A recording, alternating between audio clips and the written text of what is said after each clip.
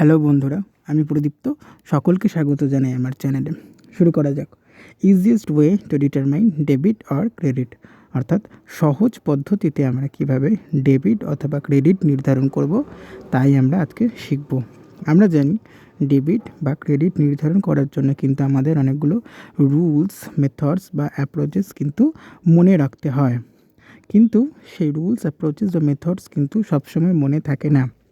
তাই আমি আজকে এমন দুটো ফর্মুলা বলবো, যেই ফর্মুলা দুটো যদি মনে থাকে তাহলে কিন্তু আমরা সবসময় নির্ধারণ করতে পারবো কোন অ্যাকাউন্টটা ডেবিট অথবা কোন অ্যাকাউন্টটা ক্রেডিট। তাহলে ফর্মুলা দুটি কি?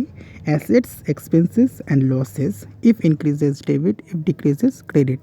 অর্থাৎ অ্যাসেটস সম্পত্তি, এক্সপেন্সেস অর্থাৎ ব্যয়, লসেস অর্থাৎ ক্ষতি।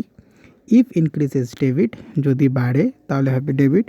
ইফ ডিক্রিজেস ক্রেডিট, যদি কমে তাহলে হবে ক্রেডিট। তাহলে কি, যদি কোনো সম্পত্তি বা ব্যয় বা ক্ষতির পরিমাণ বাড়ে তাহলে হবে সেটা ডেবিট, যদি কমে তাহলে কিন্তু সেটা হবে ক্রেডিট। ঠিক উল্টোভাবে liabilities, incomes and gains, if increases credit, if decreases debit. অর্থাৎ কোনো লায়াবিলিটিস বা দায়, ইনকামস বা আয়, গেইনস বা লাভ যদি বাড়ে তাহলে কিন্তু হবে সেটা ক্রেডিট, আর যদি কমে তাহলে ডেবিট। তাহলে ফর্মুলা দুটি কী কী? যদি কোনো সম্পত্তি বা ব্যয় বা ক্ষতির অ্যামাউন্ট বা পরিমাণ বাড়ে তাহলে তখন সেই অ্যাকাউন্টটা হবে ডেবিট, আর যদি কমে তাহলে সেই অ্যাকাউন্টটা হবে ক্রেডিট।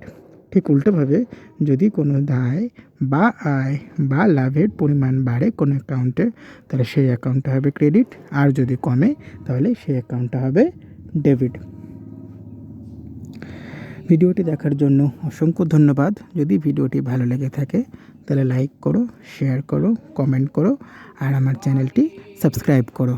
ধন্যবাদ।